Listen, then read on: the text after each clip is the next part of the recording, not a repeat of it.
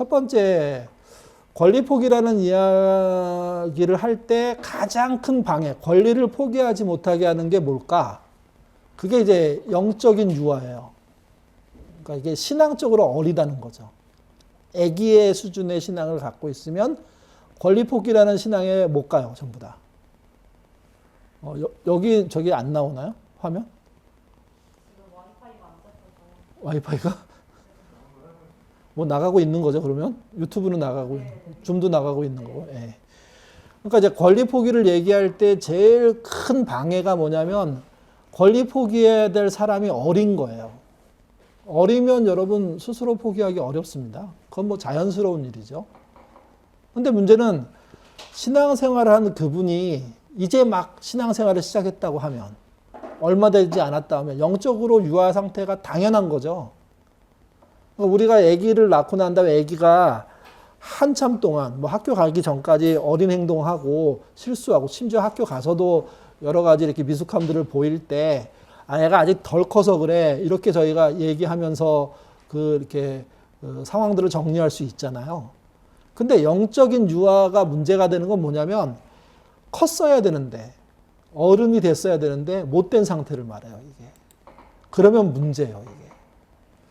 발달 심리학이라는 것을 발달시킨 뭐 장피아제라는 사람이 있는데요. 그분이 유아기의 특징, 그러니까 2세부터 한 3세, 4세까지의 아이들의 특징을 아주 간단하게 몇 가지로 얘기해요. 4가지로. 첫 번째가 자기중심적이에요. 아이들을 간혹 이렇게 너무 선하다고 얘기하는 분들이 계신데, 여러분 애기들은 선하지 않아요. 이기적이에요, 애기들은. 그래서 자기밖에 몰라요. 모든 게 자기가 우주의 중심이에요. 그래서 이제 이 아이가 잘 크는 경우에 어떤 걸 처음에 배우냐면 우주의 중심인 네가 아니라 너를 보살피는 사람이야 라고 이렇게 이제 바깥에 있는 사람, 나의 바깥에 있는 사람들을 알면서 자기 중심성이라는 게 조금씩 나누어지거든요. 조금씩 분리되거든요. 그러니까 발달 심리학에서 가장 어린 단계에서 아이는 자기 중심적이고 그걸 뭐 아이 센텐스라고 얘기하는데, 내가 중심에 있는 거는 유아의 입장에서는 틀린 게 아니에요. 아기를 키우다 보면 아기들이 그저 그냥 되게 착할 거라고 생각하는데, 자기 중심성의 문제는 뭐냐면 시간이 지날수록 자기 마음대로 하고 싶어요. 그래서 이런 말이 있습니다. 아기가 태어난 지 6개월 정도 되면 거짓말을 할 줄 알아요. 거짓말은 말로 하는 게 아니라 주로 울음으로 해요. 울음으로. 그래서 자기를 도와주는 엄마 또는 아빠 또는 할아버지 할머니를 움직이게 만들어요. 거짓으로 울기도 하고 눈물 없는 울음을 있기도 하고. 그게 이제 자기중심성을 갖고 있기 때문에 하는 행동들이라는 거죠, 이게. 두 번째가 눈에 보이는 사실, 한 가지 사실을만 이게 기초에서 모든 걸 생각해요. 이게 무슨 말이냐면, 아이는 엄마가 계속 자기를 도와준다고 하더라도 눈에서 안 보이면 없는 거예요. 새로운 사람이 등장해갖고 도와주면 그냥 그 존재가 자기를 돕는 것이라고, 엄마가 아님에도 불구하고 그냥 받아들여요, 이게. 예. 그래서 눈에 보이지 않는 존재에 대해서 인식하지 못하는 것, 이게 유아기적인 특징이에요. 영적 유아도 똑같은 거죠, 이게. 그래서 뭐 다른 세상, 다른 사람, 또 정신적인 면, 영적인 면에 대한 이해가 떨어져요. 없어요, 거의. 예. 그리고 이제 뭐 사람이 바뀌어도 잘 몰라요. 우리는 이제 애기들을 키우다 보면 애기들이 엄마가 아니라 다른 사람이 안아주면 싫어하는 경우들이 있잖아요. 근데 그게 굉장히 오래 가지 않아요. 처음엔 좀 싫어하다가 나중엔 적응하거든요, 결국은. 그래서 눈에 똑똑히 보이는 한 가지 사실에만 기초해서 사물을 분류할 수 있어요. 또 사람을 분류할 수 있어요, 이게요. 세 번째가 자기중심적인 유아의 특징의 대표적인 건 뭐냐면 하나의 준것틀이에요. 하나의 준것틀. 틀이 여러 개가 없어요. 여러분 거기에 단추 사진 보이십니까? 단추가 6개 있습니다. 이게 이제 애가 이제 한 2-3살 되고 난 다음에 이게 단추야. 그러니까 단추들을 다 모아봐. 그러면 만약에 6개가 전부면 이렇게 모을 거예요, 이게. 근데 이거를 가지고 이렇게 얘기하면 달라져요. 빨간 단추, 하얀 단추, 검은 단추 한 개씩 모아봐.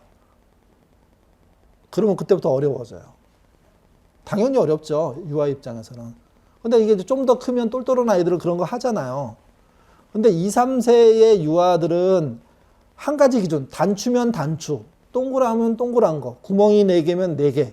이런 식으로만 구분을 하지, 3가지 요인을 다 섞어가지고 구분하지 못해요. 여기다 만약에 단추 구멍 2개 있는 거를 몇 개 집어넣고, 단추 구멍 2개 있는 거만 찾아봐. 이러면 그걸 이해하는데 시간이 꽤 걸리는 거예요. 그래서 요때 유아기의 2, 3세 아이들의 특징 중에 하나가 중거틀이 하나라는 거예요. 네 번째가 단계적 배열을 잘 못해요. 이때 아이들이. 그래서 여기 이쁜 아기가 있는데 이 아이가 뭘 못하냐면요. A라는 막대기가 있습니다.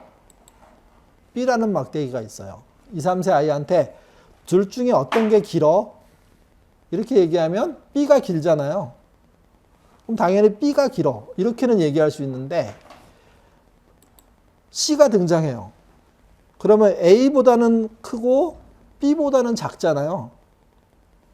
요거를 순서적으로 배열해봐. 이러면 어려워져요, 아이가. 그러니까 이제 2개를 놓고 비교하는 거는 어느 정도 할 수 있는 나이가 2세, 3세인데 그거를 3개, 4개, 5개, 6개 넣어놓고 순서적으로 배열하는 걸 하려면 굉장히 복잡해지는 거예요. 제가 지금 아이의 특징을 설명하고 있는데 왜 이걸 설명하냐면 영적인 유아도 여기서 등장하는 특징들이 고스란히 등장해요. 자기중심적이고 중거틀이 하나예요. 나 자신밖에 없어요. 그리고 눈에 보이는 사실만 중요해요. 결국 이게 이익과 관련되어 있고요. 그리고 단계적인 배열, 복잡한 배열, 깊이 있는 배열을 못해요. 이게. 그러니까 신앙을 가졌는데 신앙의 성숙도가 떨어져 버리는 것, 이게 영적인 유아인 거예요. 아까도 말씀드렸지만 오늘 예수를 믿었는데 영적인 어른을 기대할 수는 없어요. 영적인 유아기를 거치게 되죠. 근데 영적인 유아기를 거칠 만한 시간이 충분했음에도 불구하고 이런 상태가 지속된다. 그러면 문제인 거예요. 이게. 그러면 이게 작은 문제가 아니고요. 매우 심각한 문제예요. 그러니까 신앙은 0세, 1세를 지나서 2, 3세를 지나서 유아기를 지나서 그 다음에 아동기, 청소년기, 청년기, 장년기를 지나가야 돼요. 이렇게 하나씩. 그러면서 나중에 이제 어른으로서 자리매김을 해야 되잖아요.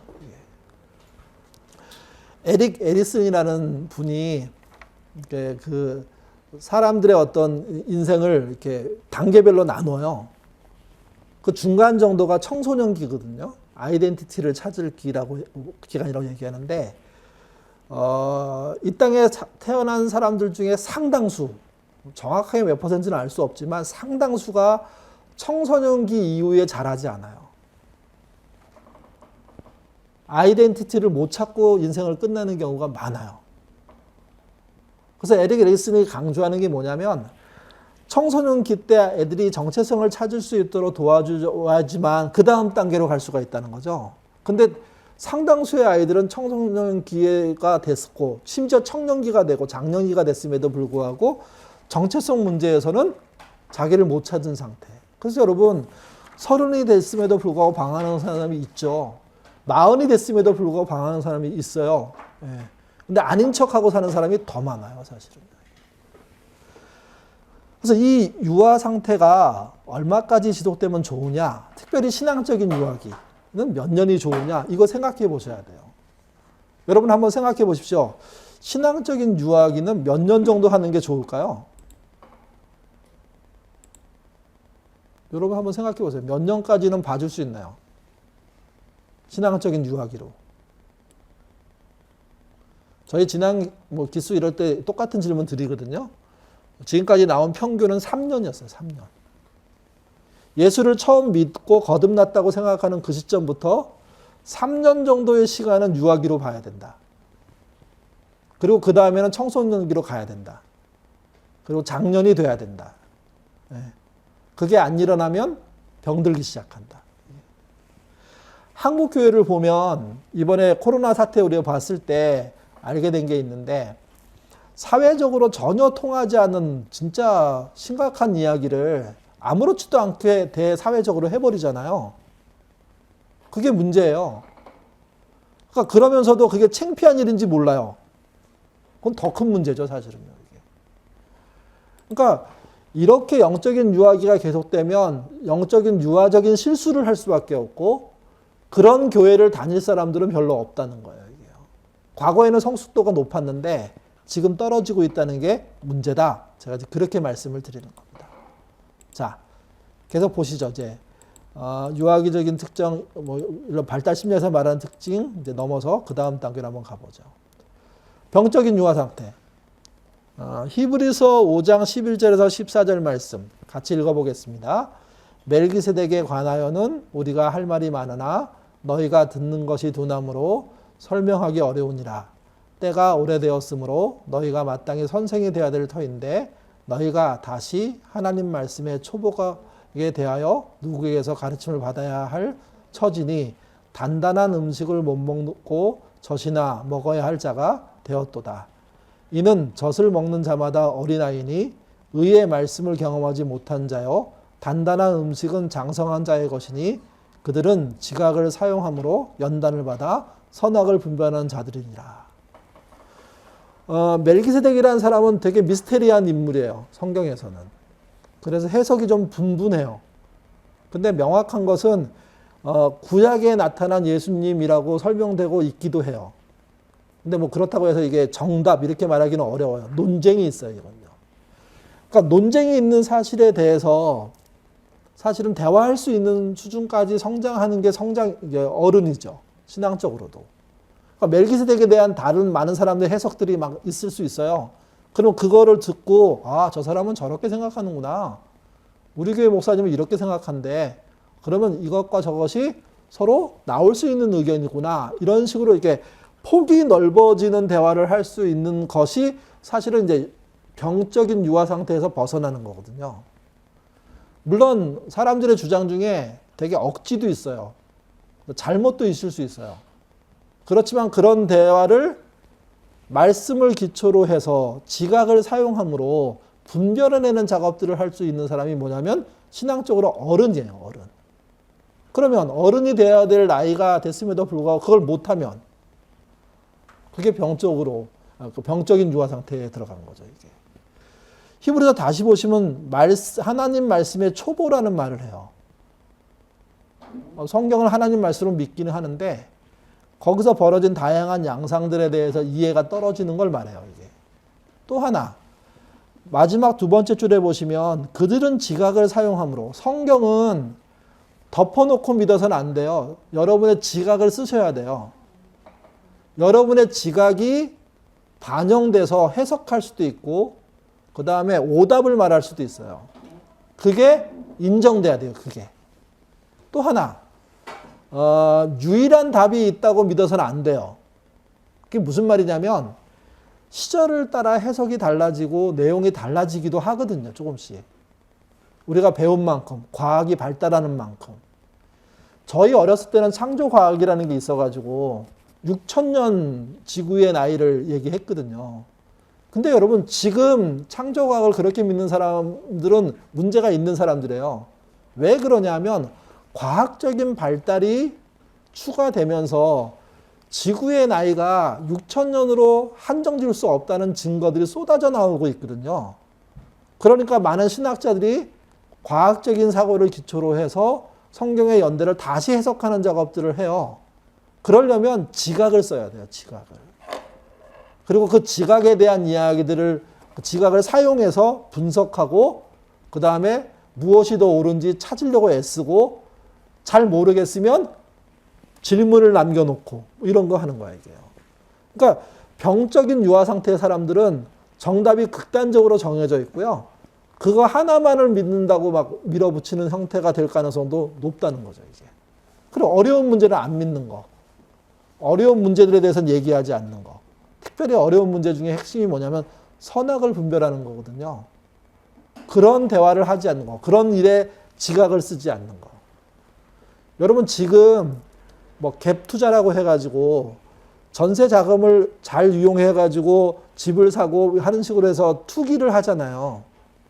어떤 분은 그걸 투자라고도 하고요. 어떤 분은 그걸 투기라고도 해요. 어떤 분은 그게 선한 일이라고도 하고 어떤 분은 그게 악이라고도 얘기해요. 신자의 입장에서는 그런 토론이 자유로워야 돼요. 그래서 가능하면 죄가 아닌 일들을 구분해낼 줄 알아야 되고 그 일들을 구분해내는 것이 우리가 신앙인으로서 해야 될 일이고 그런 이야기를 하는 거 이거 필요한 거거든요. 한 걸음 더 나가면 동성애의 문제, 성소수자의 문제 이런 거 교회에서 마음껏 토론해야 돼요. 중요한 건 이거예요. 상대방이 나랑 의견이 달라. 그러면 저 사람은 사탄 그렇게 얘기해서는 안 되는 거예요. 사람마다 배움이 다르고 이해가 다르고 동성애자에 대한 성소수자에 대한 생각이 다를 수가 있잖아요.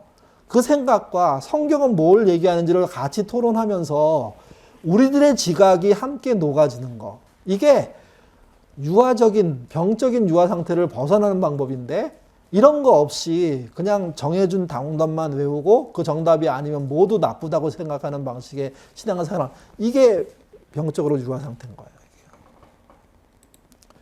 그 밑에서 한번 더 보시죠. 고린도전서 3장 10절입니다. 1절부터 10절까지인데요. 다 읽지는 못하고 3절 정도까지 읽어보겠습니다. 형제들아 내가 신령한 자들을 대함같이 너희에게 말할 수 없어서 육신에 속한 자 곧 그리스도 안에서 어린아이들을 대함과 같이 하노라. 내가 너희를 젖으로 먹이고 밥으로 아니하였노니 이는 너희가 감당하지 못하였음이거니와 지금도 못하리라. 너희는 아직도 육신에 속한 자로다. 너희 가운데 시기와 분쟁이 있으니 어찌 육신에 속하여 사람을 따라 행함이 아니리요. 고린도 교회를 바라본 바울이 거기서 방문해서 개척도 했고 그 다음에 편지를 써서 격려도 하면서 아주 고린도 교인들을 기분 나쁘게 이렇게 표현했어요. 그게 뭐냐면 너희들은 육신에 속한 자다. 그리고 어린아이와 같다. 그렇게 표현을 해요, 이게. 그러니까 신앙적으로 어린아이는 나이가 어린 게 아니에요. 신앙 바깥에 있는 게 더 어린 거죠. 신앙 바깥에 있다가 신앙 안으로 들어오면 태어난 거예요. 그럼 이제 신앙적인 유아가 되는 거죠. 그리고 그 사람은 어떻게 돼야 되냐면 어린아이를 벗어서 성장해 가야 돼요. 근데 고린도 교회는 그렇지 못한 거예요, 이게요. 그 원인이 뭐냐?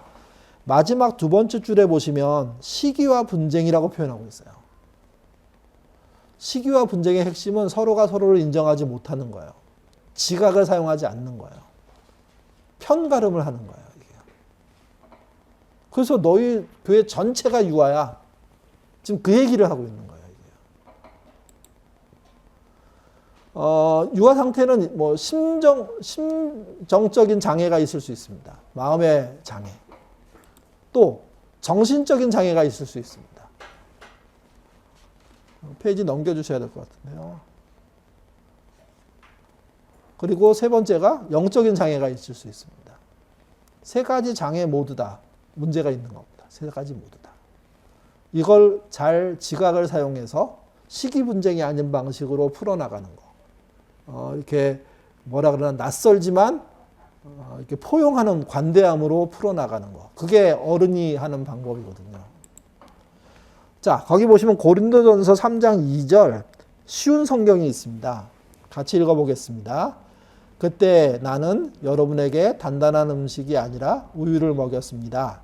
여러분이 단단한 음식을 먹을 준비가 전혀 되어 있지 않았기 때문인데 지금도 여전히 받을 준비가 되어 있지 않습니다. 신앙의 초보일 때는 예수 믿으면 복 받아요. 그렇게 얘기할 수 있어요. 그 말이 틀린 말도 아니고요. 근데 신앙생활을 오래 해서 성숙한 어른이 된 신앙인들의 입장에서는 예수 믿으면 복 받아요. 그 사이에 예수님과 복 사이에 다른 이야기들이 많죠. 그 이야기들이 다양할 수밖에 없죠. 어떤 분은 병에 걸려서 복받는 여정을 갖는가 하면 어떤 분은 사업이 망해서 그럴 수도 있어요. 어떤 부분은 부부관계가 깨지는 과정을 통해서 이런 걸 겪을 수가 있고 어떤 부분은 진학을 잘하는 것으로 진학을 못하는 것으로 이렇게 다양한 내용들이 다 이렇게 얼기설기 있는 거예요. 그래서 예수님과 복이라는 그 사이가 진짜 인생의 다양한 문제로 꽉 차 있거든요, 이게.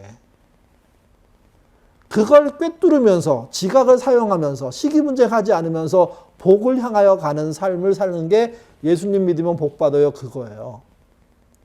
그러니까 어떤 사람이 예수 믿으면 복 받는 줄 알았더니 지금 이게 뭡니까? 이렇게 얘기할 때 그 사람의 그 어려움이 그럴 수 있는 일임을, 벌을 이렇게 죄를 지어서 그런 게 아니라 그 과정 중에 있음을 이해하고 그들과 함께 가는 거죠. 심지어 편을 가르는 문제에서도요. 근데 고린도 교회는 안 그랬던 거예요. 그래서 바울은 정확하게 얘기했어요. 나는 너희들에게 우유 말고 먹인 게 없다. 우유 말고 먹일 수 있는 방법도 없었다. 너희들은 철저하게 아이들이었다. 근데 그 아이들이었다는 증거가 뭐냐?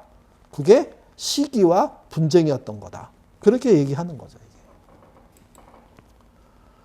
영적 질병의 특징. 인격적인 성장이 없어요. 신앙은 철저하게 인격적이에요. 근데 그거의 성장이 없어요. 그거의 성장이 없다는 걸 어떻게 알 수 있냐면 기독교의 적이라고 판명되는 사람들이 있잖아요. 이렇게 무슬림들, 그다음에 동성애자들. 분명히 그들은 적이 아니고 우리가 돌볼 대상인데, 그리고 때로는 저 상황에 빠져 있는 거에 대해서 우리가 이해를 하지 못하는 게 오히려 미안한 상황인데 그걸 적으로 만들어 버려요. 그래서 쟤는 적, 쟤는 마귀, 나는 좋은 편, 하나님 편, 이런 식으로 딱 나눠놓고 그 상황에 아무것도 못 끼어들게 해요. 그래서 그들을 이기는 거, 이게 신앙이라고 얘기해요. 여러분, 그런 신앙에는 뭐가 없냐면 인격적으로 깊어지는 게 없어요. 인격적으로. 헨리 나우엔이라는 분 아십니까? 그분이 우리나라에 소개될 때 수도사이면서도 하버드의 박사이고 교수이고 막 하면서 정말 많은 책을 쓰셨거든요. 그중에 상처 입은 치유자라는 책을 썼는데 그분의 이야기를 처음 우리나라에 번역한 출판사들이 있어요. 그들이 책을 하면서 그 사람이 누군지를 밝히지 않았어요. 그 사람이 사실은 동성애를 하는 분이었거든요. 그러니까 동성애자인데 우리나라 사람만 동성애자라는 걸 모르게 그 출판사가 번역해갖고 퍼뜨린 거예요, 쫙. 나중에 이제 동성애자라는 게 밝혀졌어요. 사실 헨리 나우엔은 동성애자임에도 불구하고 신앙을 인격적으로 키웠다는 것 때문에 인정받는 거예요, 전 세계에서. 근데 우리나라는 그 사람이 동성애자라는 이유 때문에 사탄으로 만들어버리는 사람이 많아요. 그러니까 인격의 성숙은 그 사람의 핸디캡이라고 생각하는 것들을 넘어서거든요. 그 사람의 장애라고 생각하는 걸 넘어서 주거든요. 차별 요인들을 극복해내거든요. 그러니까 신앙이 영적으로 병들지 않으려면 인격 성장으로 가야 돼요. 그러니까 인격이 크지 않는 교회 직급이 크거나 이건 병든 거예요, 이게요. 에베소서 4장 2, 3절. 이게 인격 성장의 표현인데요. 읽겠습니다. 모든 겸손과 온유로 하고 오래 참음으로 사랑 가운데서 서로 용납하고 평안에 매는 줄로 성령이 하나 되게 하신 것 같이 힘써 지켜라. 동성애자가 우리들 안에 있다고 하더라도 그들과 평화해야 돼요. 그들을 용납해야 돼요.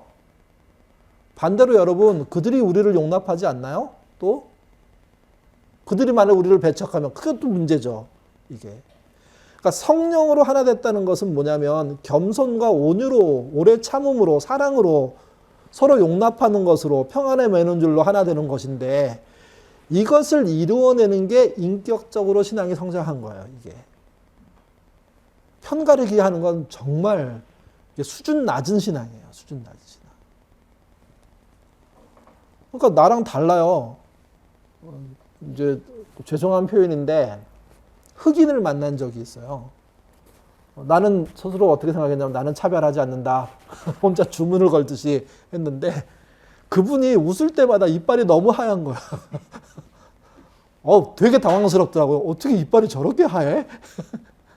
그다음 더 신기한 건 손등은 새카만데 이렇게 하니까 이 색깔이 이 색깔의 반전으로 나오는데 너무 충격적인 거예요.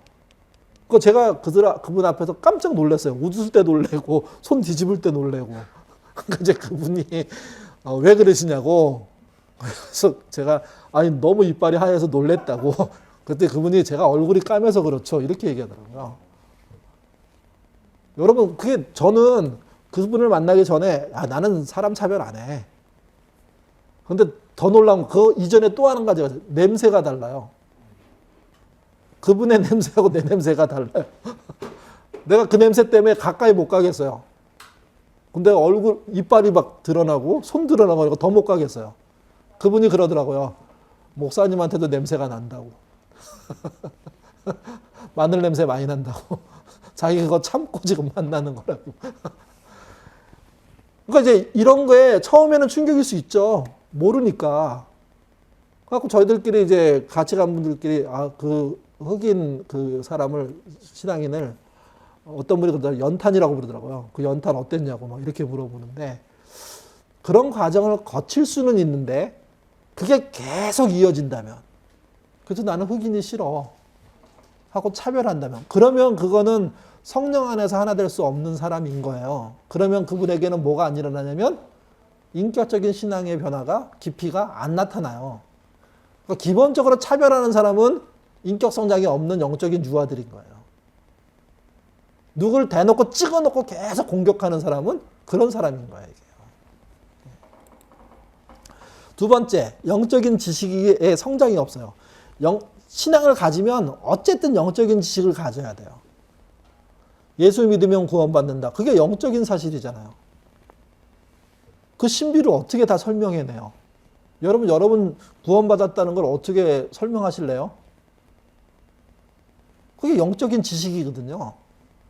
그 지식을 안 믿는 사람한테 설명하면 미쳤다는 얘기나 듣죠. 정신 나간 사람 왜 저래? 이렇게 해죠. 거기에 대한 깊이가 점점점 성장하는 게 영적인 질병이 없는 거예요. 근데 그게 없다. 그러면 영적으로 병든 거예요. 물론 뭐 평생 동안 무한 성장할 수는 없어요. 그러나 기본적인 변화, 성장들이 일어나야 돼요. 이게. 히브리서 7장 3절 같이 읽겠습니다. 아버지도 없고 어머니도 없고 족보도 없고 시작한 날도 없고 생명의 끝도 없어 하나님의 아들과 닮아서 항상 제사장으로 있느니라. 이게 누구 설명이냐면 멜기세덱에 대한 설명이에요. 그러니까 멜기세덱은 이스라엘 사회에서 아브라함 때 등장했던 인물이거든요. 근데 그 아브라함 때 등장한 신비로운 인물이 예수님 등장할 때 갑자기 또 등장을 해요. 그래서 예수님과 멜기세덱이 비슷하다, 통한다 하는 얘기들을 막 하는 거예요.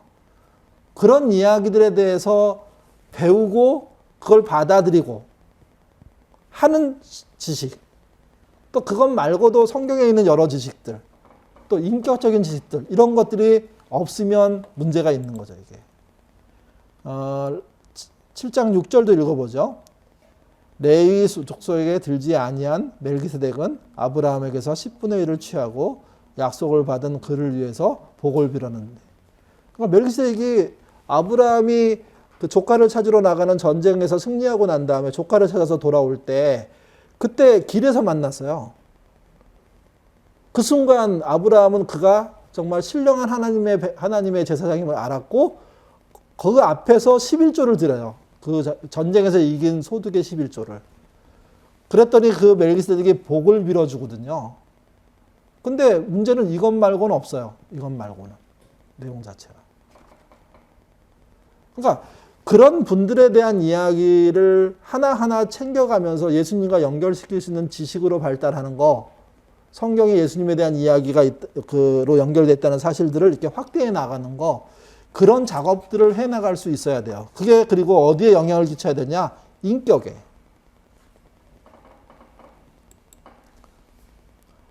네 번째는요, 육신에 속한 그리스도인의 특징인데요. 오래된 유아 상태에 있는 사람, 이 사람이 육신에 속한 그리스도인, 영적으로 병든 사람입니다. 죄에 대해서 반복적으로 실패하는 거. 근데 우리 다 그렇잖아요.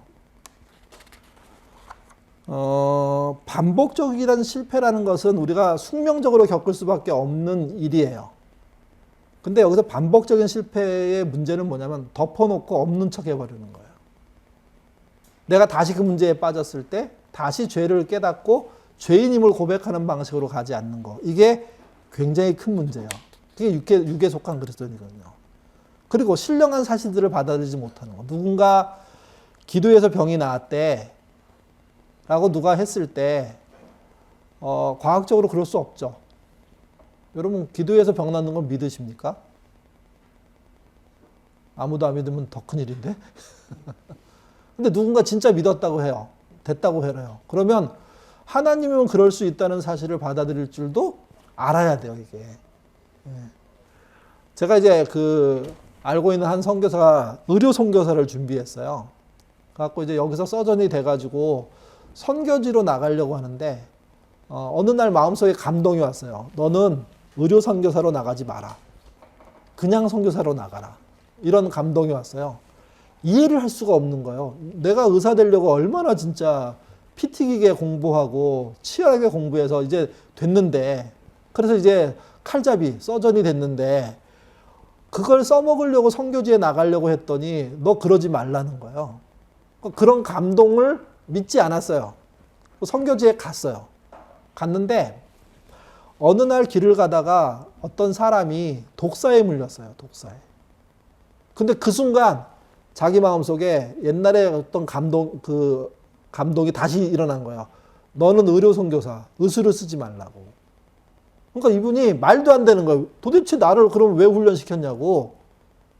그랬더니 조금 있다가 뱀에 물린 사람이 거기 쓰러져 있고 사람들이 모이고 차가 한 대 오더래요, 트럭이.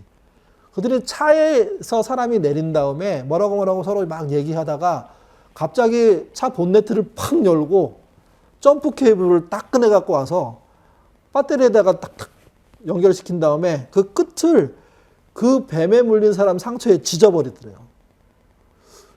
끔찍하지 않습니까? 그러니까 이 의사 선교사가 화가 난 거야, 하나님께. 도대체 하나님 뭘 보여주는 거냐고.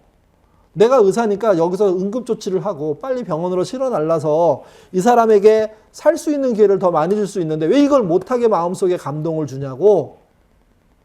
근데 놀라운 일이 벌어졌어요. 지졌는데 지지고 났더니 거기서 그 상처에서 뭐가 이렇게 계속 나오는 거예요. 그 사람들로 말로는 독이 나온다고. 그래서 그 사람은 살았대요, 그냥. 그러면 의사로서 과학적인 사고를 하는 신앙인들의 입장에서는 이건 말도 안 되는 얘기, 지어낸 얘기지 이게. 사실일 수 있을까요? 근데 그 의사 선교사는요, 그것 때문에 의료 선교를 네가 하지 않아도 하나님이 하신다는 것을 믿게 됐어요. 거꾸로. 신령한 일이죠. 신비로운 일이죠, 이건. 그러니까 하나님의 역사 속에는 과학을 뛰어넘는 일들이 있다. 상식을 뛰어넘는 일들이 있다. 이걸 믿게 된 거예요. 그렇다고 해서 그러면 비상식적인 인생을 평생 사는 사람이 되어야 된다? 그런 뜻 아니에요. 충분히 상식적으로 살아야 되고 예의를 지키며 살아야 되고 협력하여 살아야 되지만, 그러나 그걸 넘어서는 하나님의 역사가 있다는 것을 믿어야, 그래야 육신에 속한 그리스도인 병적인 그 유아적인 신앙인에서 벗어날 수 있는 거죠, 이게. 그 다음에 또 하나가 복음에 대한 감격입니다. 감격은 줄어들 수 있습니다. 근데 여러분 잊지 않으셔야 됩니다. 감격은 다시 충전시킬 수도 있습니다. 오히려 처음보다 계속해서 더 커질 수도 있습니다. 신앙인의 입장에서는 복음에 대한 감격을 유지하면서 더 앞으로 내면에 또는 삶 속에 더 깊이 있게 만드는 것으로 커져가야 되거든요.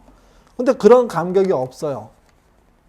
그걸 어떻게 설명할 수 있냐면, 구원 받았다고 생각하고 난 다음에 기도회를 통해서 뜨거운 체험들, 감격들, 말씀이 주는 도전들, 심지어 책망들. 저는 성령의 어떤 도전들이 막 뜨겁고 막 우렁차고 막 씩씩하게 나타나는 것도 경험했지만, 반대로요, 차갑고 냉정하고 서슬시퍼하게 다가오는 것도 경험했거든요. 그러니까 그런 식의 어떤 감동의 깊이들이 계속 이어지고 꾸준히 성장하고 그걸 유지하기 위해서 애쓰는 삶, 이것들이 있어야 되는데 이게 없다. 그러면 육신에 속한 그리스도인, 영적으로 약한 그리스도인이 될 수밖에 없는 거예요, 이게. 제가 드리고 싶은 말은 이겁니다. 영적인 유아가 돼서 한 3, 4년 지나고 난 다음에 신앙생활하지 한 3, 4년 되면 성장하셔야 돼요. 이 성장은 지식의 많음의 문제가 아니야. 지식을 사용한 성숙의 문제예요. 그리고 포용의 문제예요. 관대함의 문제예요. 그래서 성숙, 성장의 증거는 얼마나 신앙 안에서 관대할 수 있느냐, 얼마나 신앙 안에서 더불어 살 수 있느냐라는 결론으로 나와요. 그렇지 않고 시기하고 분쟁하고 편가르고 있다면 영적인 유아들인 거죠. 또 교회 바깥의 사람하고 끝까지 원수로 지낸다면, 저는 그렇게 된다면 좀 멀리 거리를 두는 게 좋다고 생각해요. 근데 그 사람과 믿음으로 싸운다면 그건 영적인 유아들이에요. 광화문 현장에서 코로나를 퍼뜨리면서까지 정치적으로 교회를 이용하면 그건 영적인 유아들이 하는 거예요. 유아들이. 가짜뉴스 만들어가지고 말도 안 되는 헛소문들 막 퍼뜨리고 그거 퍼나르는, 그게 영적인 유아들이에요. 예. 그들의 의견을 들어줄 수도 있지만 또 다른 의견이 있다는 사실을 알고 포용력을 갖게 되는 거, 이게 필요해요. 이게. 자, 믿음으로 사는 거에 대해서 얘기를 좀 하죠. 오늘은 여러분의 모습이 화면으로 안 보여갖고 진짜 더 답답한데요. 이게 여기 그 나들목의 상황이 줌을 이렇게 보일 수 있게 되어 있지 않아 가지고요. 여러분 잘 하고 계시죠? 네. 자, 계속 한번 가보죠 이제. 믿음으로 사는 거에 대해서 지금 이제 영적인 유아, 병든 신앙인, 육신에 속한 사람에 대한 이야기를 좀 길게 했습니다. 여러분 체크리스트라는 거 아십니까? 체크리스트. 거기 그림이 한 장 있는데요. 영어로 써 있긴 하지만 뭐를 체크할지 이렇게 목록을 만드는 걸 말해요. 이게 체크리스트. 체크리스트를 제가 처음 만난 건 어디였냐면 군대였어요. 저는 이제 기갑 보병이거든요. 장갑차 타는 보병인데 저희 군대에 장갑차 한 대가 배속이 나와요. 그리고 그 장갑차의 이름이 피아트였는데 피아트 조종병이 저희 분대에 같이 속해요. 이제 이 피아트를 운용해 가지고 그 다음에 그 훈련을 할 때 이렇게 A4 종이 앞뒤로 된 체크리스트가 있어요. 전부 다. 그래서 뭐 이렇게 몇 명이 타야 되는지, 그 다음에 어떤 정도의 군장을 쌓아야 되는지, 그리고 이제 뭐 무기는 어느 정도가 들어가는지, 그 다음에 선탑은 누가 하는지, 그 다음에 후미는 누가 앉는지, 뭐 이런 식으로 쭉, 무전은 누가 하는지, 뭐 이렇게 전부 다 이렇게 체크리스트를 쭉 만들어, 그래서 이렇게 하나하나 다 체크하면서 진행이 되거든요. 그러니까 이제 그 체크리스트가 왜 필요하냐고 생각해 봤더니 직무를 원활하게 연결시키기 위한 거예요, 이게. 저희 교우 안에 조종사 계시면 조종사 체크리스트 있을 거예요. 그거는 우리 군대에서 했던 A4 종이 두 페이지 정도가 아니겠죠. 뭐 바인더로 돼 있겠죠. 훨씬 더 많은. 그래서 그거를 하나하나 체크리스트 이렇게 만들어서 매뉴얼 이렇게 찍어가면서 이걸 1, 2, 3, 4, 5, 6, 7, 8 하면서 쭉 점검을 쭉 하는 방식으로 이게. 그러니까 이제 신앙 안에서도 체크리스트가 저는 있다고 생각해요. 그러니까 기본적으로 뭘 체크해야 되는 거냐 하는 거예요. 뭐가 잘 되고 있는 신앙이라고 말할 수 있는 거냐, 뭐가 믿음으로 사는 거라고 말할 수 있는 거냐, 이건데 이거의 모델을 누구로부터 볼 수 있냐면 예수님으로부터 볼 수 있습니다. 예수님이 믿음으로 사는 것을 보여주셨는데 그 믿음으로 사는 걸 보여준 것을 좀 어려운 말로요, 동일시라 그래요. 동일시. 동일시가 뭡니까? 내가 상대방의 입장으로 들어가는 거죠. 상대방과 같이 되는 걸 말합니다. 이게. 그러니까 예수님이 보여주신 동일시는, 체크리스트는 동일시라고 표현할 수 있는데 그 체크리스트의 내용들이 실제 있는 거예요.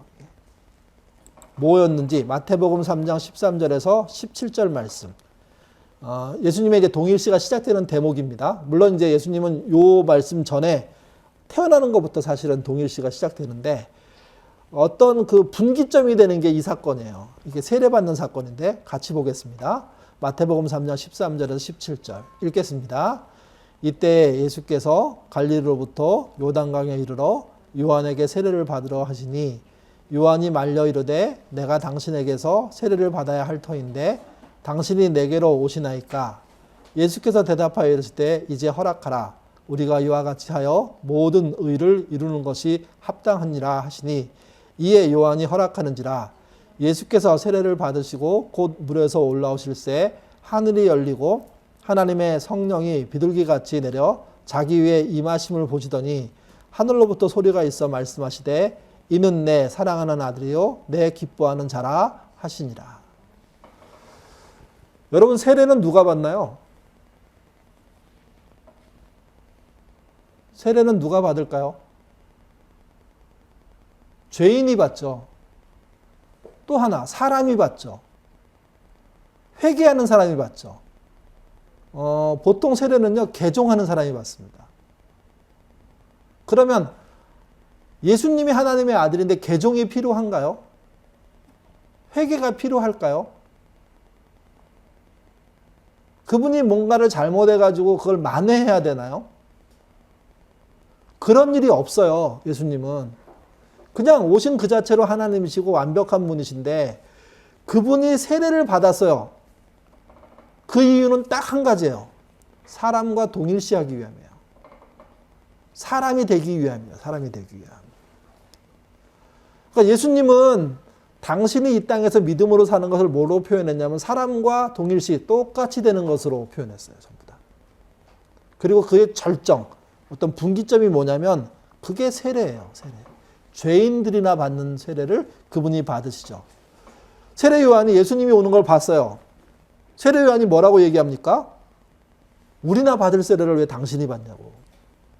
그랬더니 예수님이 뭐라고 말씀하시죠? 내가 이 일을 해야 된다. 그러니 네가 받아달라. 그래서 신의 아들이 사람에게 세례를 받는 일이 벌어진 거예요. 그거를 동일시라 그러는 거예요. 그 신이 사람이 됐다는 거죠, 이게. 예수님의 동일시는 하나님의 뜻을 이루기 위한 과정이었어요. 그럼 구체적으로 좀 더 자세하게 어떤 방식으로 예수님이 사람으로 동일시됐는지 한번 보시죠. 첫 번째, 무의식의 상처에 관련된 문제인데요. 읽어보겠습니다. 하나님의 독생자 예수께서 사람으로 태어날 때 해산할 마땅한 장소를 구하지 못해서 여관, 마국간에서 태어났다. 유아 때 신변의 위협을 느껴 조국을 떠나 애굽으로 피신해야만 했다. 유아 때 일이 더 많죠. 조금만 기록한 거예요. 첫 번째, 예수님은 어떤 사람이었냐면 태어날 당시에 해산할 마땅할 장소를 못 구해서 어디에서 태어났습니까? 마국간에서 태어났습니다. 여러분, 강의를 들으시는 우리 23기 공동가정 식구들 태어난 데가 마국간이신 분 계세요? 길에서 태어나신 분 계세요? 혹시? 차를 타고 가다 태어나신 분 계세요? 혹시 비행기에서? 사실 우리가 이렇게 일반적으로 봤을 때 있긴 하잖아요. 있긴 하잖아요. 근데 그게 어쩔 수 없는 상황에서 그렇게 되는 경우들이 있어요. 그리고 사람들은 그걸 특이한 일이라고 생각해요. 근데 하나님의 아들이 태어났어요. 태어날 자리가 마땅치 않아요. 그래서 어떤 집에 마국간에 들어가서 그곳이 좀 따뜻한 곳일 수 있는데 거기서 그야말로 뭐라 그래야 되나요? 이렇게 짐승의 밥통에서, 여물통에서 거기에 뭔가 깔리고 그 다음에 있고, 그래서 예수 그리스도란 영화에 보면 올리비아 타세가 그 아기를 낳을 때 막 하늘에서 막 이렇게 빛이 떨어지잖아요. 예수님 태어날 때 그랬을까요? 여자분들에게 질문 드릴게요. 여러분이 만약에 이런 식으로 말도 안 되는 장소에 아기를 낳았다. 여러분의 마음속에 뭐가 남을까요? 부모로서 자식에게 어떤 마음이 들까요? 저희 어머님이 제가 이제 클 때 어려서부터 많이 아팠고 내가 먹을 걸 못 먹여갖고 미안하다 그래서 너무 먹여서 제가 살을 찌는데 그러니까 미안함이 조금만 있어도 인생이 바뀌어요. 쟤는 잘 먹여야 된다고, 쟤는 못 먹었다고만 생각해도. 근데 여러분, 길에서 태어나거나 마국간에서 태어났다고 하면 그 사람 자체가 갖고 있는 무의식 속에 쌓여있는 내용들이 생각보다 건강하기 힘들어요, 이게. 우리 교회에 전쟁둥이들이 있습니다. 전쟁통에 태어난 분들. 그분들이 전쟁을 기억하지 못해요. 왜 그러냐면 그때 애기였거든요. 엄마 아빠의 품에 안겨가지고 피난 간 거죠. 그러니까 피난은 갔지만 전쟁을 참여했지만 본인들이 의식이 있고 생각할 수 있는 3살, 4살, 5살이 됐을 때는 전쟁이 어느 정도 끝난 다음이었던 거예요. 전쟁 이후의 고통을 본인은 인지하지만 그 사실 자체를 기억하지 못하거든요. 근데 여러분, 그런 어려움을 겪은 사람들에게 있는 비슷한 트라우마가 있습니다. 이게. 그러니까 예수님이 사람과 동일시했어요. 근데 어느 정도까지 동일했냐면 무의식 속의 상처까지도 동일시 하신 거예요. 그래서 사람으로서 가장 극단적인 출생, 사람으로서 태어나자마자 외국으로 피난 가야 되는 그런 경험. 그러니까 이 땅에 이런 경험을 하는 사람들이 있을 수 있겠죠. 그런 사람들의 마음을 예수님이 충분히 이해할 수밖에 없는 것은 그런 고통의 현장에 그분이 계셨기 때문에요. 그렇게 동일시하셨기 때문에. 무식만이 아닙니다. 두 번째는요.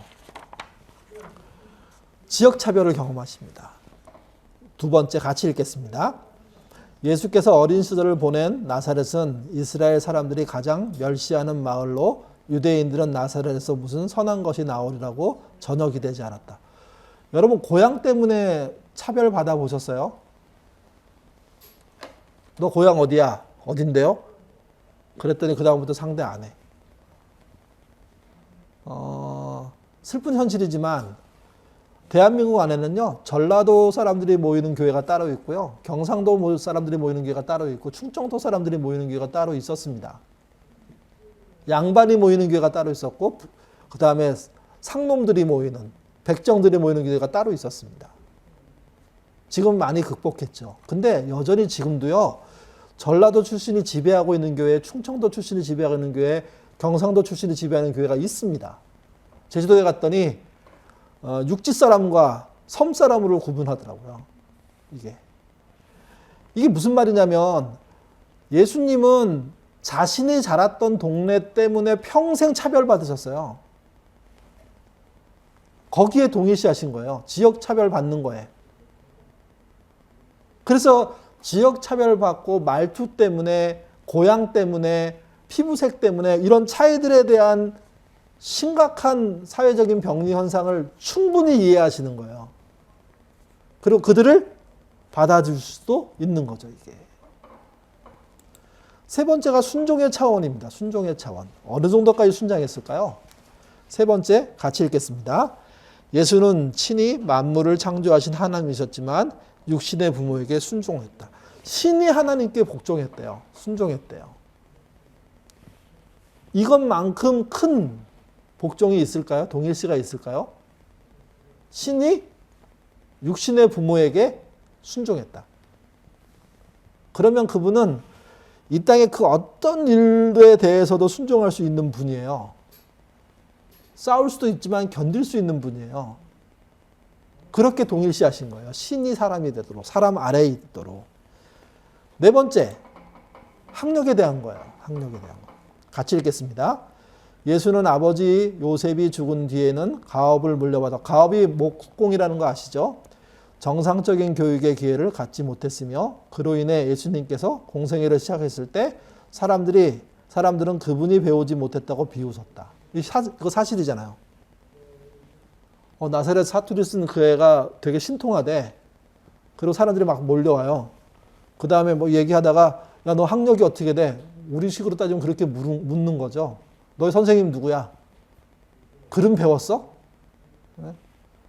그게 아무것도 없는 거예요. 뒷배경이. 그러니까 사람들이 깔보고 우습게 생각하고 말은 대단히 멋있는데 신기한데 제가 그럴 말을 할 수 있는 깜이 되나? 그래서 교육적인 차별 어마어마하게 받은 거예요. 학력 때문에 기회도 못 받는 사람이 된 거예요. 이게. 그러니까 예수님이 너무 탁월하니까 그 부자들이나 아니면 뭐 이렇게 성전에 그 지식 있는 사람들이 관심은 갖기는 했지만 근본적으로 그 관심은 뭐냐면요. 차별을 전제로 한 관심이에요. 이게. 그러니까 예수님이 무학의 사람들을 알아요. 배우지 못한 사람들에 대한 그 아픔들을 동일시하셨기 때문에 충분히 이해하기 때문에 이게. 다섯 번째 넘어가 보죠. 예수님은 어느 정도까지 어려움을 당하셨냐면 가족들의 배척까지 받아보셨어요. 가족들의. 그런 말 있잖아요.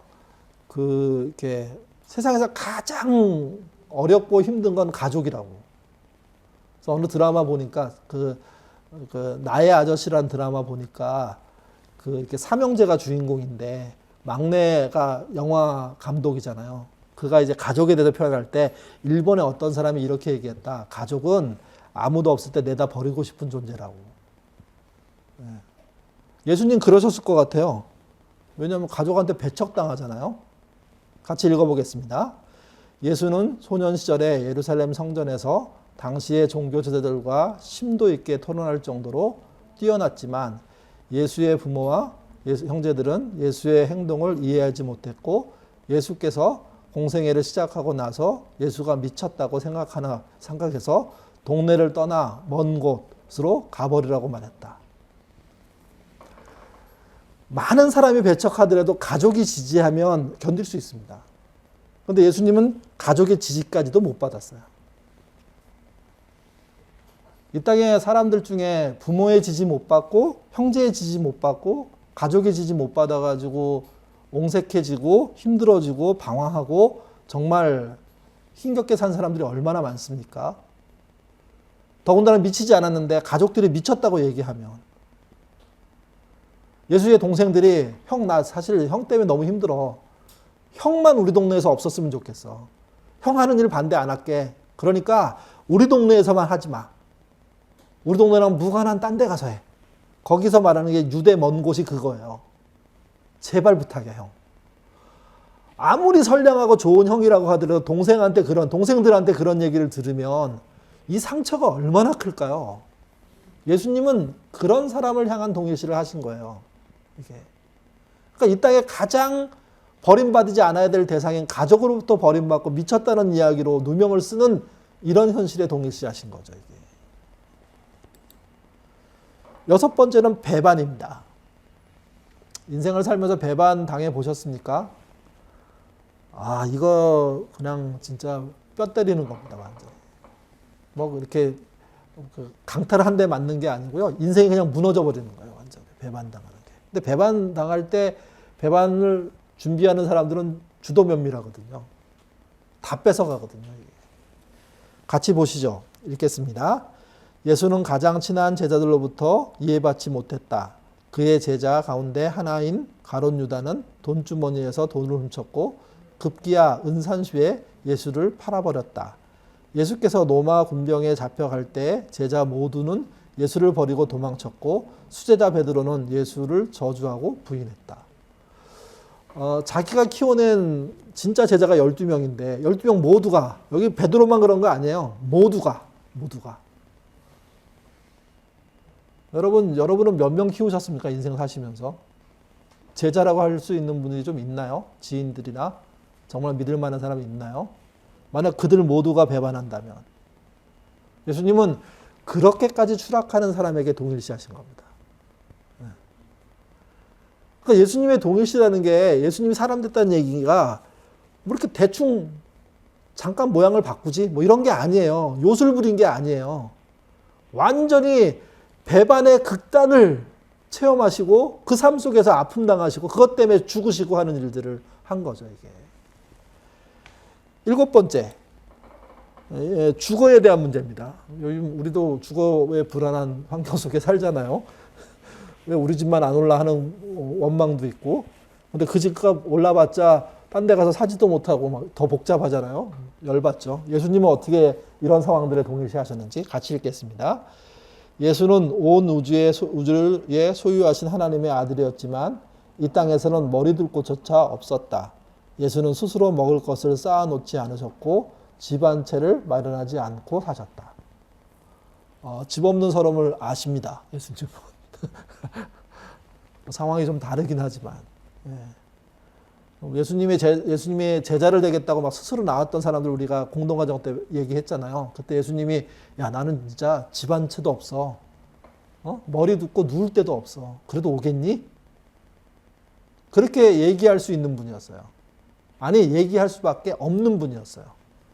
그러니까 세상적인 성공과 탐욕을 위해서 할 수 있는 일이 없으신 거예요.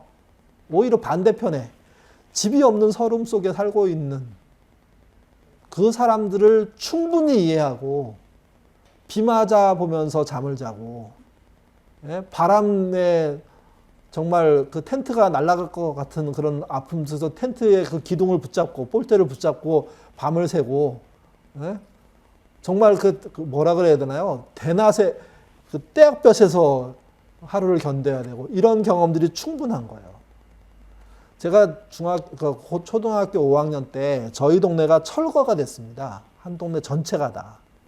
근데 당장 갈 데가 없어요. 저희가 이제 그 동대문구에 살았는데, 그 동네가 철거되고 난 다음에 저희 집이 어디로 이제 결정이 됐냐면 잠실에 있는 시형 아파트로 결정이 됐어요. 근데 시간차가 생긴 거예요. 집이 먼저 부서진 거예요. 그래서 어떻게 됐냐면 며칠 동안 천적 없는 데서 비닐만 잡고 생활을 했어요. 비닐만 덮고. 저는 아직도 그 기억이 너무나 선명한데, 제가 누워있는 그 구들이 있는 그곳이 천적이 없는 거예요. 벽도 없고요. 그래서 비닐 덮고 이렇게 자다가 아침에 학교를 가야 되잖아요. 그럼 학교가 이렇게 보면 밑에도 보여요. 저 밑에 학교가. 산 밑에. 그럼 그렇게 해서 학교를 갔다 오는 걸 하는데, 제가 그 당시 그게 상처가 아닐 거라고 생각했어요.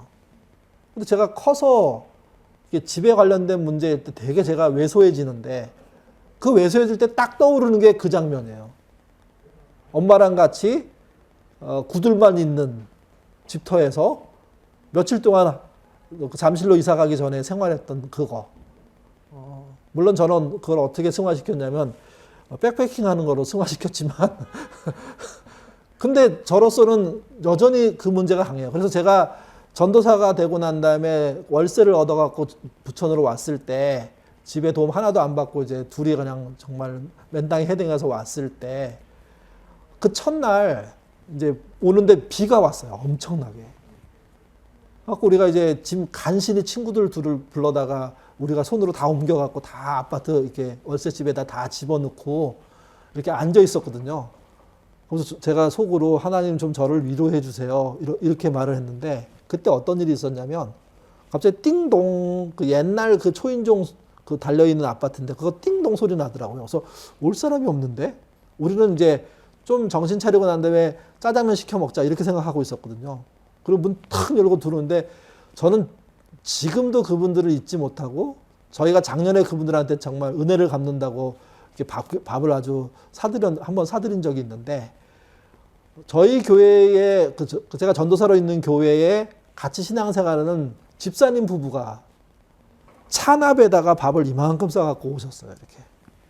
그러면서 비도 오고, 그 다음에 이사도 했는데 아마 저녁도, 점심도 제대로 못 드실 것 같아서 이게 드리려고 왔다고 하면서 막 난장판인 그곳에다 갑자기 이렇게 뭐 하나 팍 펼치더니 막 차려가지고 먹으라고 빨리. 아마 저는 그게 있어서 집 없는 서러움에 대한 어떤 극복이 좀 더 가능했던 것 같아요.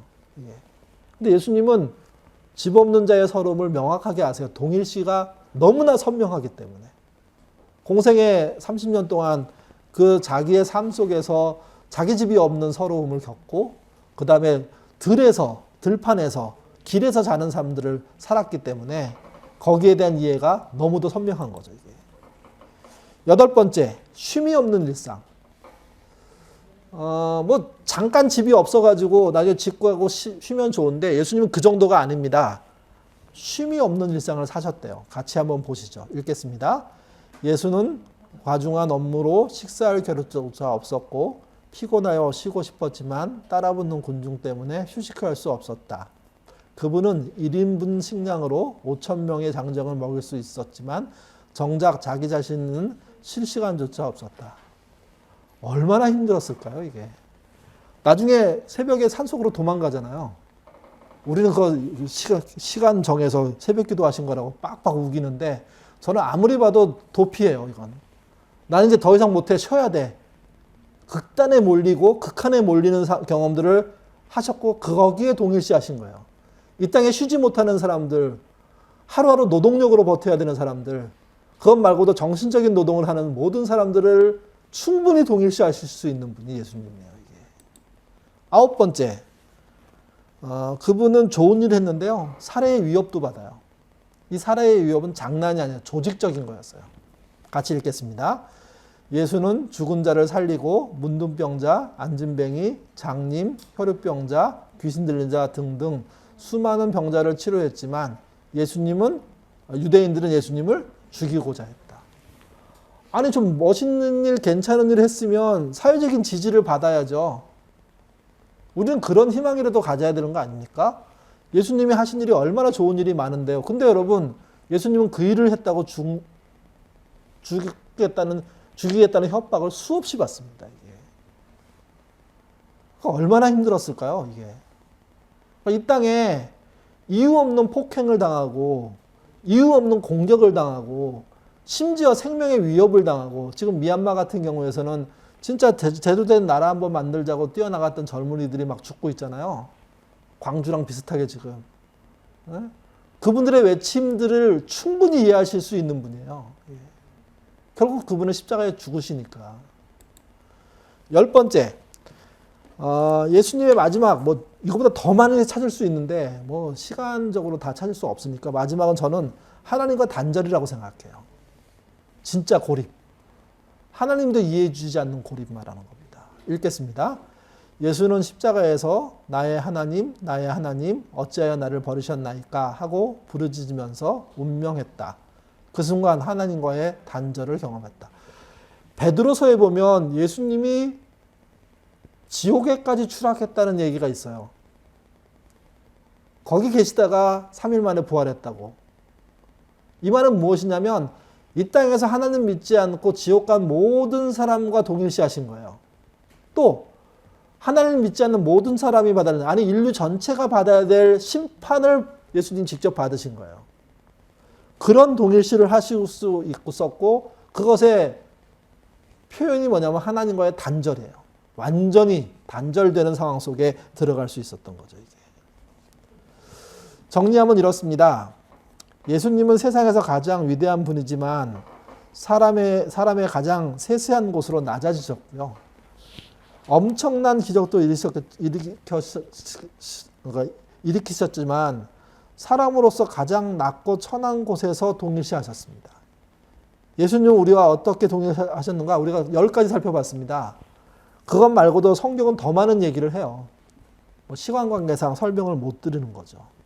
예수님이 우리와 동일시했다는 게 우리가 가져야 될 체크리스트인 거예요. 신앙 리스트인 거예요. 신앙의 방법인 거예요. 우리도 예수님처럼 다른 사람에게 동일시할 때 그게 신앙의 가장 큰 맥락인 거죠. 이때 이 맥락의 핵심적인 키워드가 권리포기예요.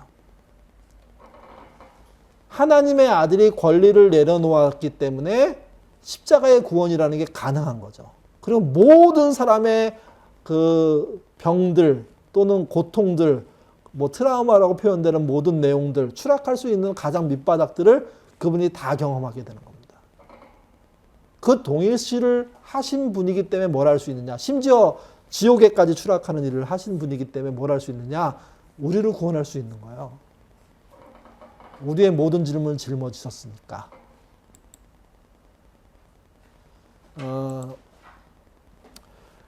예수님의 사람 동일시 종합. 빌립보서 2장 6절에서 8절. 이게 이제 종합적인 표현이에요. 이 말의 의미가 이렇게 엄청난 거였던 거예요. 같이 읽겠습니다.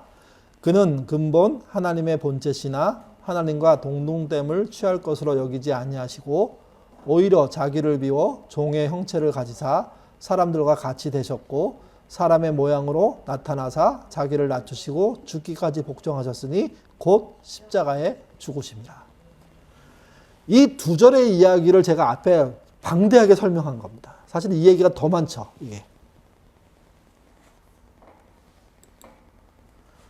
요한복음 2장 21절, 또 요한복음 15장 10절에 14절, 이게 앞에 있는 요한복음 2장 21절은 아닙니다. 뒤에 것만. 요한복음 15장 12절 14절만 볼 건데요. 같이 한번 읽어보겠습니다. 내 계명은 곧 내가 너희를 사랑한 것 같이 너희도 서로 사랑하라 하는 이것이니라. 사람이 친구를 위하여 자기 목숨을 버리면 이보다 더 큰 사랑이 없나니 너희는 내가 명한 대로 행하면 곧 나의 친구라. 요한복음의 이야기는 뭐냐면 예수님처럼 행해야 된다는 거예요. 예수님이 우리에게 동일시한 것처럼 우리가 예수님처럼 할 수는 없겠죠. 그렇지만 할 수 있는 동일시를 하는 게 신앙생활이라는 거예요.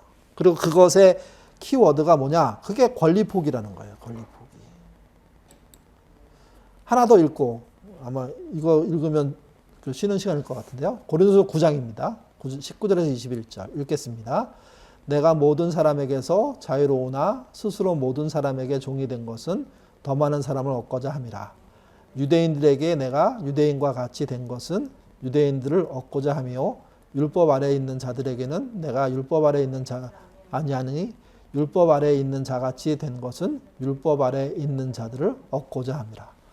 예수님이 사람을 얻기 위해서 이렇게 동일시한 것처럼 우리도 그 율법의 굴레에 있던 율법 굴레 바깥에 있던 상관없이 그들을 얻고자 하는 동일시를 해야 된다는 거죠. 이게 아마 관대함을 기초로 한 포용력일 겁니다. 앞에서 제가 말씀드린 동성애자에 대한 성적 소수자에 대한 이야기도 같은 맥락입니다. 저는 개인적으로 동성애를 권장할 마음이 없습니다. 사실은 좀 불편함도 있습니다. 근데 잊지 말아야 됩니다. 내가 불편하다고 해서 그 사람이 사람이 아니냐, 사람이 아닌 취급을 받아야 하느냐, 그건 아닙니다. 그도 사람이고 그래서 그와 대화할 수 있고 그래서 함께 이야기할 수 있죠. 그와 대화해보니까 그 사람이 그걸 바꿀 마음이 없어요. 그래도 그를 수용해야 되는 겁니다. 낙인 찍고 쫓아내고 차별하는 건 예수님의 동일시와 너무도 다른 거예요. 이건요. 신자의 동일시. 첫 번째 어떻게 하냐면요. 예수님을 아는 지식으로 합니다. 왜냐면 예수님을 배워야 동일시라는 게 시작될 거잖아요. 우리가 이거 빌립보서 3장에서 배웠죠. 뭐 시간 관계상 넘어가겠는데 네 번째 줄에 보시면 세 번째 줄 8절부터 보시면 또한 모든 것을 해로 여기면 내 주 그리스도 예수를 아는 지식이 가장 고상하기 때문이라. 헌신할 때 말씀드렸잖아요. 신자의 기초적인 헌신, 처음의 헌신은 뭡니까? 하나님 아는 거. 거기에 헌신해야 돼요. 그래서 하나님을 아는 지식을 쌓아가야 돼요. 그래서 그걸 뭘 하냐면 그걸 토대로 분별해야 돼요. 그리고 포용력을 가져야 돼요. 신자는 하나님을 아는 지식에 동일시를 해야 됩니다. 그래서 그분이 어떻게 낮아졌는지를 배워야 됩니다. 두 번째, 화목으로 선을 이기는 방식의 동일시를 해야 됩니다. 화목으로. 로마서 12장 14절 이하 읽겠습니다. 너희를 박해하는 자를 축복하라. 축복하고 저주하지 말라. 즐거워하는 자들과 함께 즐거워하고 우는 자들과 함께 울라. 서로 마음을 같이 하며 높은 데 마음을 두지 말고 도리어 낮은 데 처하며 스스로 지혜 있는 체 하지 말라. 아무에게도 악을 악으로 갚지 말고 모든 사람 앞에서 선한 일을 도모하라. 할 수 있거든 뭐에게로서 모든 사람과 더불어 화목하라. 악에 지지 말고 선으로 악을 이기라. 이때 이기라는 점령해서 짓밟는다는 뜻이 아니에요. 포용해내는 걸 말해요. 물론 뭐 그렇다고 해서 악이 뭐 싹을 틔우도록 만들어준다는 의미는 아닙니다. 악이 없어지도록 선으로 이겨내는 과정들을 말하는 거죠. 이게 동일시의 실체입니다. 우리의 동일시는 악을 악으로 두는 게 아니에요. 악이 선에 의해서 바뀌도록 인도하는 역할들을 해나가는 거죠. 그리고 그의 방식은 뭐냐면 즐거워하는 자와 함께 즐거워하고 슬퍼하는 자와 함께 슬퍼하는 거예요. 이게 동일시죠. 상대방의 처지를 동조해 주면서 함께 그 감정을 이렇게 뭐라고 해야 되나요? 공유하면서. 그래서 거기 보시면 어떤 말도 있냐면 16절에 서로 마음을 같이하여 높은 데 마음을 두지 말고 우리가 이기는 데 마음을 두지 말고 이기는 데 승리하는 데 마음을 두지 말고 그게 목적이 아니라는 거예요. 목적은 뭐냐면 그들과 함께 하는 거예요. 그들과 함께. 화목하기 위한 거죠. 이런 방향으로 동일시를 해야 됩니다. 세 번째, 부부의 동일시. 뭐 이게 여러 예가 있을 수 있는데 하나만 예를 들면 부부가 서로 동일시하는 수밖에 없어요. 그게 예수님을 본받는 겁니다. 가장 부부에 대한 오해의 성경 구절이 창세기 2장 20절에 여러 번 말씀드렸는데요. 같이 읽겠습니다. 아담이 돕는 배필이 없으므로 여호와 하나님이 아담을 깊이 잠들게 하시니 잠들매 그가 그 갈빗대 하나를 취하고 살로 대신 채우시고 여호와 하나님이 아담에게 취하신 그 갈빗대로 여자를 만드시고 그를 아담에게로 이끌어 오시니 아담이 이르되 이는 내 뼈 중에 뼈요 살 중에 살이라. 여러분 이게 여자가 남자의 소유란 뜻일까요? 아니에요. 분명히 일부분으로 의해서 만들어졌지만 가장 소중한 존재래요. 소유란 뜻이 아니에요. 가장 소중한, 그러니까 나보다 소중한, 나만큼 소중한 존재라고 얘기하는 거예요. 이걸 다른 말로 돕는 배필이라고 얘기하는 거예요. 돕는 배필은 여자가 남자를 돕는다는 뜻이 아니에요. 상호 돌봄이죠. 예수님이 여러 관계 속의 동일시를 얘기하시는데 그 대표적인 게 부부예요. 서로가 뼈 중에 뼈고 살 중에 살이 되는 거죠. 24절 이하 읽어보겠습니다.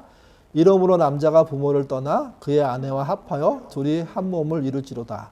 아담과 그의 아내 두 사람이 벌거벗었으나 벌거벗었지만 부끄러워하지 않는다는 이야기가 동일시가 됐다는 거예요. 부부가 그런 거라는 거죠. 예수님의 동일시를 본받는 사람이 예수님을 따르게 되는 사람이 부부 동일시를 못해. 그러면 이게 문제가 되는 겁니다.